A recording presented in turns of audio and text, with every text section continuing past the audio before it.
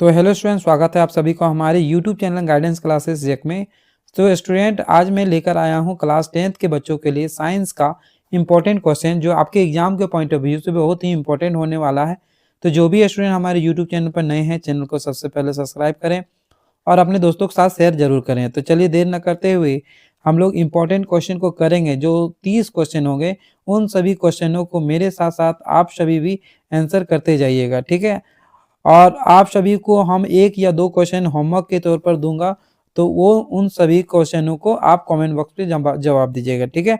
तो चलिए क्लास को शुरू करते हैं और सबसे पहले हम लोग पहला क्वेश्चन में आ जाते हैं। तो हमारा पहला क्वेश्चन जो लिखा है, समतल दर्पण की फोकस दूरी होती है। समतल दर्पण की फोकस दूरी क्या होती है? ऑप्शन ए शून्य होती है, अनंत पर होती है, 25 सेंटीमीटर पर होती है, या -25 सेंटीमीटर होती है। तो इसका राइट आंसर हो जाएगा अनंत पर होती है, ठीक है। चलिए आगे क्वेश्चन देखते हैं। तो हमारा नेक्स्ट क्वेश्चन आ चुका है, क्वेश्चन नंबर 2। यहाँ पे दाढ़ी बनाने के लिए किस दर्पण का उपयोग किया जाता है? ठीक है। तो यहाँ पे ऑप्शन ए लिखा है समतल दर्पण, ऑप्शन बी है उत्तल दर्पण, ऑप्शन सी है अवतल दर्पण और ऑप्शन डी है इनमें से कोई नहीं। तो इसका राइट आंसर हो जाएगा ऑप्शन सी अवतल दर्पण। अवतल दर्पण का उपयोग हम लोग दाढ़ी बनाने के लिए करते हैं, ठीक है। तो इसका राइट आंसर क्या हो जाएगा? Option C. चलिए आगे क्वेश्चन देखते हैं। नेक्स्ट क्वेश्चन में आ चुके हैं। यहाँ पे नेक्स्ट क्वेश्चन ये लिखा है, नेत्र में किसी वस्तु का प्रतिबिंब कैसा होता है, यानी कैसा बनता है? नेत्र में कैसा बनता है? ऑप्शन ए काल्पनिक सीधा और छोटा होता है, ऑप्शन बी काल्पनिक उल्टा और बड़ा होता है, ऑप्शन सी है वास्तविक उल्टा और छोटा होता है, और ऑप्शन डी है वास्तविक उल्टा और बड़ा होता है, ठीक है। तो हमारा नेत्र में जो प्रतिबिंब बनता है वो वास्तविक बनता है, उल्टा बनता है और वस्तु से कैसा बनता है? छोटा बनता है। तो इस क्वेश्चन का राइट आंसर हो जाएगा ऑप्शन सी हो जाएगा, ठीक है। चलिए क्वेश्चन नंबर 3 हम लोगों ने कंप्लीट किया। अब फोर्थ में आ जाते हैं। तो यहाँ पे क्वेश्चन नंबर 4 आ चुके हैं। यहाँ क्वेश्चन नंबर 4 में लिखा है कि सामान्य नेत्र के लिए स्पष्ट दृष्टि की न्यूनतम दूरी है ना, न्यूनतम दूरी क्या है? Option A 25 metre, option B 2.5 centimetre, option C है 25 सेंटीमीटर और ऑप्शन डी है 2.5 मीटर, ठीक है। तो इसका राइट आंसर हो जाएगा ऑप्शन सी, जो 25 सेंटीमीटर होगा, ठीक है। तो किसी भी मानव के लिए उसकी न्यूनतम दूरी है ना कितना होना चाहिए? 25 सेंटीमीटर होता है। चलिए क्वेश्चन नंबर 5 आगे हम लोग विद्युत आवेश यानी इलेक्ट्रिक चार्ज का एसआई मात्रक जो है वो क्या होता है? Option A volt, option B ohm, option C coulomb और ऑप्शन डी जो है आपका एम्पियर दिया हुआ है। तो इस क्वेश्चन का राइट आंसर हो जाएगा आपका कूलाम, ठीक है। और कूलाम को हम लोग किस चीज से सूचित करते हैं? सी से दर्शाते हैं, ठीक है। और जैसा कि आप सभी जानते हैं कि एम्पियर जो होता है विद्युत धारा का क्या होता है? एसआई मात्रक होता है। ये किसका एसआई मात्रक होता है? विद्युत धारा का, विद्युत धारा का, ठीक है। चलिए आगे देखते हैं। और वोल्ट जो होता है वो किसका एसआई मात्रक होता है? विभवांतर का। किसका होता है? विभवांतर का। चलिए आगे क्वेश्चन देखते हैं। क्वेश्चन नंबर 6 में आ चुके हैं हम लोग। क्वेश्चन नंबर 6 में देखते हैं, विद्युत धारा मापने वाले यंत्र को क्या कहते हैं? विद्युत धारा मापने वाले यंत्र को क्या कहते हैं? Option A voltmeter, option B ammeter, option C है गैल्वेनोमीटर और ऑप्शन डी है आपका इनमें से कोई नहीं। तो इसका राइट आंसर क्या होगा? विद्युत धारा जो मापते हैं उस यंत्र को हम लोग ए मीटर कहते हैं और मीटर बोलते हैं। तो इसका राइट आंसर जो है ऑप्शन बी हो जाएगा, ठीक है। इसका राइट आंसर क्या हो जाएगा? ऑप्शन बी, ठीक है। आंसर हो जाएगा बी। चलिए आगे देखते हैं। क्वेश्चन नंबर 7 यहाँ पे लिखा है, ओम का नियम का सूत्र क्या करना लिखना है? ऑप्शन ए में देख सकते हैं क्या लिखा? V equal to I R. Option B लिखा है I equal to V into R. Option C है R equal to V into I और D equal to, option D लिखा है भी इक्वल टू आई बटे आर। तो जैसा कि आप सब जानते हैं ओम का नियम जो होता है भी इक्वल टू क्या होता है? आई आर होता है ना। तो इसका राइट आंसर हो जाएगा ऑप्शन सी। यहाँ पे भी जो होता है वो वोल्ट होता है। भी को हम लोग किस चीज से सूचित करते हैं? वोल्ट से, ठीक है, वोल्ट से। और वोल्ट से सूचित करते हैं, आई को धारा से और आर को रेजिस्टेंस से सूचित करते हैं। ठीक है, चलिए आगे देखते हैं। क्वेश्चन नंबर 8 में आ चुके हैं हम लोग। धारा में विद्युत परिपथ किस क्रम में जोड़े जाते हैं? धारा में विद्युत परिपथ जो होता है वो किस क्रम में जोड़े जाते हैं? ऑप्शन ए श्रेणी क्रम, ऑप्शन बी पार्श्व क्रम और समांतर क्रम, ऑप्शन सी है आपका मिश्रित क्रम और ऑप्शन डी आपका जो है इनमें से कोई नहीं। तो इस क्वेश्चन का राइट आंसर हो जाएगा आपका ऑप्शन बी पार्श्व क्रम एवं समांतर क्रम जो होता है घरों के विद्युत परिपथ में जोड़े जाते हैं। ठीक है, चलिए क्वेश्चन नंबर 9 आ चुके हैं हम लोग। क्वेश्चन नंबर 9 हम लोग फटाफट क्वेश्चन जो है करते जाएंगे। ठीक है, इसमें डिस्कशन हम लोग बहुत कम करेंगे और फटाफट इन सभी क्वेश्चन को करते जाएंगे। सौर ऊर्जा को विद्युत ऊर्जा में बदलने वाली युक्ति को क्या कहते हैं? सौर कुकर कहते हैं। ऑप्शन बी लिखा है सौर पैनल कहते हैं, ऑप्शन सी लिखा है पवन चक्की कहते हैं और ऑप्शन डी बोलता है कि डायनेमो कहते हैं। तो इसका राइट आंसर हो जाएगा सोलर सेल। क्या होगा? Solar cell. सौर ऊर्जा जो है विद्युत ऊर्जा में बदलती है तो उसे क्या कहेंगे? Solar cell. ठीक है, तो इसका राइट आंसर हो जाएगा ऑप्शन बी, जिसे हम लोग सौर पैनल भी कहते हैं। क्वेश्चन नंबर 10 में हम लोग आ चुके हैं। परावर्तन के कितने नियम हैं? Option A 1, option B 2, option C 3 और ऑप्शन डी है 4। तो इसका राइट आंसर जो हो जाएगा ऑप्शन बी हो जाएगा, जो 2 होता है। तो पहला नियम क्या होता है? पहला नियम कहता है कि आपतन कोण, कौन सा कोण? आपतन कोण और परावर्तन कोण। आपतन कोण और परावर्तन कोण जो होता है वो क्या होता है? बराबर होता है। हमेशा क्या होता है? बराबर होता है। यह पहला नियम कहता है। दूसरा नियम ये कहता है कि आपतित किरण, परावर्तित किरण और अभिलंब, आपतित किरण, परावर्तित किरण और अभिलंब तीनों क्या होते हैं? एक ही तल पर होते हैं। ठीक है, चलिए क्वेश्चन नंबर 10 हम लोगों ने देखा, तो इसका राइट आंसर क्या हो जाएगा? Option B. क्वेश्चन नंबर 11 में हम लोग आ चुके हैं। तो यहाँ पे क्वेश्चन नंबर 11 में लिखा है कि रासायनिक अभिक्रिया में भाग लेने वाले पदार्थों को क्या कहते हैं? ऑप्शन ए उत्पाद कहते हैं, ऑप्शन बी जो है यहाँ पे लिखा है अभिकारक कहते हैं, ऑप्शन सी उत्प्रेरक कहते हैं और ऑप्शन डी क्या कहते हैं? तो रासायनिक अभिक्रिया में भाग लेने वाले पदार्थों को हम लोग क्या कहते हैं? अभिकारक कहते हैं। ठीक है, चलिए यहाँ पे देख सकते हैं श्वसन कैसी रासायनिक अभिक्रिया है। श्वसन जो है वो कैसी रासायनिक अभिक्रिया है? उष्माशोषी अभिक्रिया, उष्माक्षेपी अभिक्रिया और ऑप्शन सी जो है संयोजन अभिक्रिया और ऑप्शन डी है अपघटन अभिक्रिया। तो इसका राइट आंसर जो हो जाएगा उष्माक्षेपी अभिक्रिया। क्या कहेंगे? उष्माक्षेपी अभिक्रिया। तो जैसा कि आप सभी जानते हैं उष्माक्षेपी अभिक्रिया जो है किसे कहते हैं? कैसे जानेंगे कि ये उष्माक्षेपी अभिक्रिया है? ठीक है, तो श्वसन में हम लोग जो है, श्वसन में होता है क्या? ग्लूकोज जो होता है वो टूट जाता है। ग्लूकोज क्या हो जाता है? टूट जाता है। ठीक है, और जब ग्लूकोज टूटता है तो ऊर्जा निकलती है। क्या निकलती है? ऊर्जा। और जिस अभिक्रिया में ऊर्जा निकलती है उसे हम लोग क्या कहेंगे? उष्माक्षेपी अभिक्रिया कहेंगे। ठीक है, तो क्वेश्चन नंबर 12 का क्या राइट आंसर हो जाएगा? Option B. चलिए क्वेश्चन नंबर 13 देखते हैं।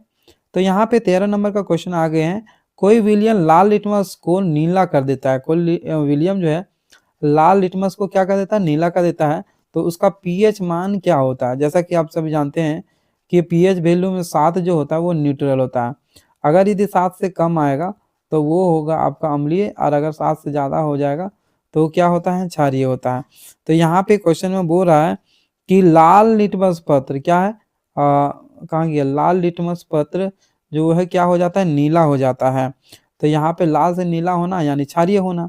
तो इसका पीएच मान 7 से क्या हो जाएगा? अधिक। तो 7 से अधिक किस में है?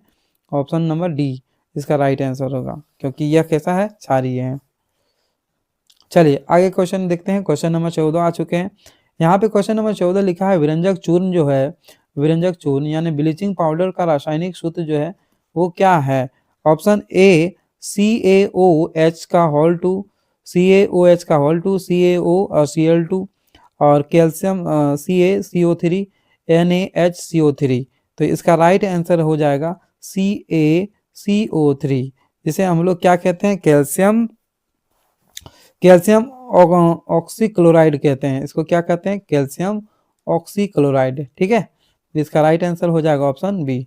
14 नंबर हम लोगों ने किया कंप्लीट। अब 15 नंबर में आ जाते हैं।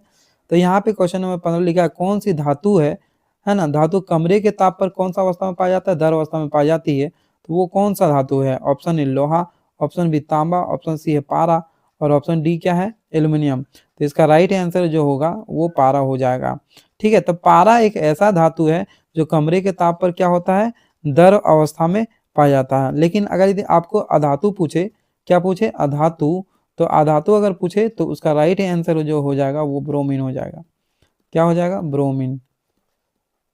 धातु पूछे तो पारा और अधातु पूछे तो ब्रोमीन। ठीक है, चलिए क्वेश्चन नंबर 16 में आते हैं। तो क्वेश्चन नंबर 16 यहाँ पे लिखा है, पीतल एक मिश्र धातु है। पीतल जो है वो मिश्र धातु है, तो किसका मिश्र धातु है। ठीक है, तो इसका राइट आंसर हो जाएगा कॉपर और जिंक का। कॉपर और जिंक का जो है पीतल मिश्र धातु है। क्वेश्चन नंबर 17 में आते हैं। यहाँ पे लिखा है, अल्केन का सामान्य सूत्र क्या है। ठीक है, तो अल्केन का जो है सामान्य सूत्र क्या हो जाएगा, CnH2n+2। CnH2n+2 जो है इसका राइट आंसर हो जाएगा ऑप्शन बी। अब जैसा कि आप सभी जानते हैं कि यहाँ पे अल्कीन का क्या होता है, अल्कीन का, तो अल्कीन का जो सूत्र होता है आपका CnH2n होता है अल्कीन का। अगर अल्काइन का पूछे तो अल्काइन का जो सूत्र होता है, अल्काइन का जो सूत्र होता है CnH2n और H2n-2। ठीक है, अल्कीन का पूछे तो CnH2n होगा, और अल्काइन का CnH2n-2 होता है, और अल्केन का सूत्र होता है CnH2n+2 होता है। ठीक है, तो इस क्वेश्चन का राइट आंसर हो जाएगा आपका option number B. 17 number complete किए। अब आ जाते हैं हम लोग क्वेश्चन नंबर 18 में। आधुनिक आवर्त सारणी में तत्वों के वर्गीकरण का आधार क्या है। ऑप्शन ए परमाणु द्रव्यमान, ऑप्शन ए क्या है, परमाणु द्रव्यमान, ऑप्शन बी है परमाणु संख्या, न्यूट्रॉन की संख्या, या घनत्व।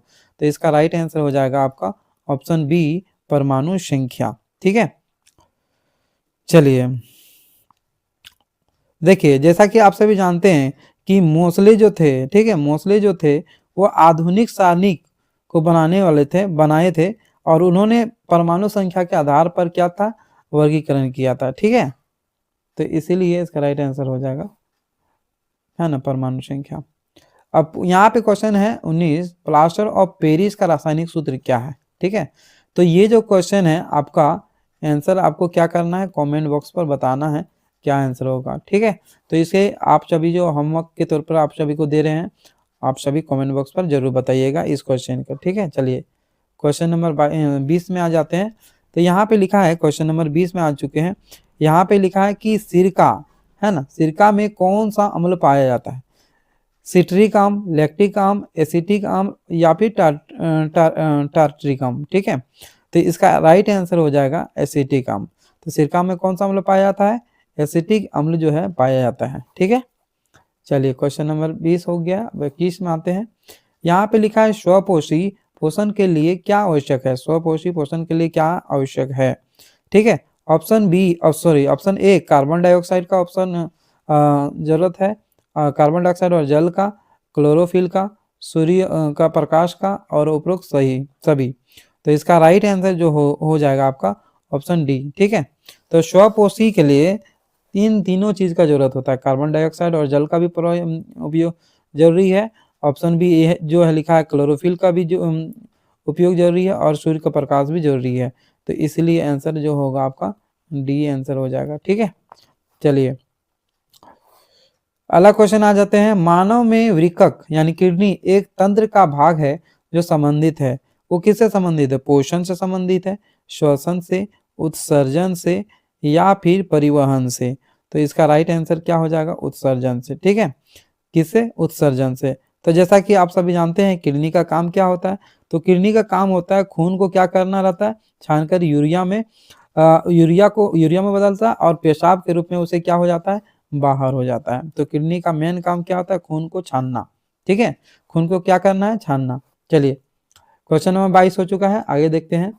हाँ, तो आगे हमारा क्वेश्चन जो है, पादप में जाइलम का उत्तरदायी है। देखिए यहाँ पे एक ट्रिक है, जाइलम का मतलब है जल, जाइलम का क्या मतलब है? जल, और फ्लोएम का मतलब है फल यानी भोजन का बात होता है। तो जाइलम का उत्तरदायी जल का वहन करने से होता है। किससे होता है? जल का वहन करने के लिए। तो इस क्वेश्चन का राइट आंसर हो जाएगा ऑप्शन ए। आगे देखते हैं, आगे हमारा क्वेश्चन है, मस्तिष्क का कौन सा भाग है जो शरीर की स्थिति और संतुलन का क्या करता है? अनुरक्षण करता है। ठीक है, ऑप्शन ए आपका जो दिया है, ऑप्शन ए में दिया है अग्र मस्तिष्क, ऑप्शन बी लिखा है अनुमस्तिष्क, और ऑप्शन सी जो है मध्य मस्तिष्क, और ऑप्शन डी है मेरुरज्जु। ठीक है, तो इस क्वेश्चन का राइट आंसर जो होगा अनुमस्तिष्क। और अनुमस्तिष्क जो होता है वो पश्च मस्तिष्क का क्या होता है? भाग होता है। ये अनुमस्तिष्क किसका भाग है? पश्च मस्तिष्क का। ठीक है, जिसे हम लोग क्या बोलते हैं? हिंड ब्रेन बोलते हैं। क्या बोलते हैं? Hind brain. हिंदी में हम लोग पश्च मस्तिष्क बोलते हैं। चलिए क्वेश्चन नंबर 24 का क्या आंसर हो जाएगा? Option B. 25 में आ चुके हैं हम लोग। यहाँ पे 25 में लिखा है दो तंत्रिका कोशिका के मध्य खाली स्थान को क्या कहते हैं? ऑप्शन ए द्रुमिका कहते हैं, या फिर स्नेप्स कहते हैं, एक्सोन कहते हैं, या फिर आवेश कहते हैं, सॉरी आवेग कहते हैं। तो तो इस क्वेश्चन का राइट आंसर हो जाएगा स्नेप्स, है ना। दो तंत्रिका कोशिका के मध्य खाली स्थान को क्या कहते हैं? स्नेप्स कहते हैं। चलिए क्वेश्चन नंबर 25 हो चुका है। आगे हम लोग देखते हैं, यहाँ पे लिखा है पराग कोश में क्या होते हैं? बाह्य दल होते हैं, अंडाशय होते हैं, अंडप होते हैं, या फिर परागकण होते हैं। तो जैसा कि आप सभी जानते हैं, तो इसका राइट आंसर जो होगा वो परागकण हो जाएगा। आप सभी को पता होगा कि परागकोश जो होता है वो पुंकेसर का क्या होता है? हिंसा होता है, पुंकेसर का होता है, और जिसका रंग जो है पाउडर जैसा होता है, जिसे हम लोग परागकण कहते हैं। क्या कहते हैं?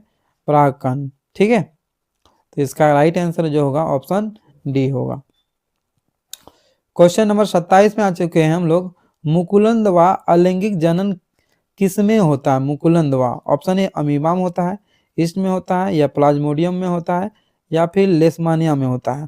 तो इसका जो है राइट आंसर जो होगा वो ईस्ट हो जाएगा। क्या हो जाएगा? ईस्ट। ठीक है, चलिए, और अमीबा का अगर पूछता तो अमीबा का राइट आंसर हो जाता विखंडन। ये विखंडन विदित होता है। 27 नंबर हो चुका है। 28 नंबर में आ जाते हैं, मानव में निषेचन कहाँ होता है, यानी फर्टिलाइजेशन जो होता है वो कहाँ पे होता है? ऑप्शन ए गर्भाशय में होता है, योनि में होता है, कि डिंब वाहिनी में होता है जिसे हम लोग फिलिपियन ट्यूब कहते हैं, या फिर अंडाशय में होता है। तो मानव का निषेचन जो है वो डिंब वाहिनी में होता है। तो इसलिए इसका राइट आंसर जो हो जाएगा वो आपका क्या हो जाएगा? ऑप्शन सी हो जाएगा, है ना। चलिए क्वेश्चन नंबर 28 हो चुका है। 29 में आते हैं। यहाँ पे लिखा है कि मेडल ने अपने प्रयोग के लिए किस पौधे को चुना था? आप सभी इसको बहुत ही आसानी तरीके से जानते हैं। ऑप्शन ए गुलाब का, गेहूं का, मटर का, या चना का। तो इसका राइट आंसर हो जाएगा ऑप्शन सी, चना का। चलिए क्वेश्चन नेक्स्ट और लास्ट क्वेश्चन हम लोग देख लेते हैं। ओजोन परत के क्षय के लिए मुख्य रूप से जिम्मेदार कौन है? ठीक है, यहाँ पे CO2 है, CFC है, SO2 है, या फिर ऑक्सीजन है। तो इसका राइट आंसर क्या हो जाएगा? CFC यानी क्लोरोफ्लोरोकार्बन। इसका राइट आंसर हो जाएगा ऑप्शन सी। ठीक है, तो चलिए इसी तरह का वीडियो जो है आप सभी के बीच हम लाते रहेंगे। अगर यदि आप सभी को अच्छा लगता हो तो हमारे YouTube चैनल को सब्सक्राइब करें और अपने दोस्तों के साथ शेयर करें। चलिए इसी तरह के वीडियो हम फिर मिलते हैं अगले वीडियो में। तब तक के लिए love you all, take care, bye bye. उम्मीद करेंगे आप सभी अच्छे से एग्जाम दीजिएगा। Best of luck.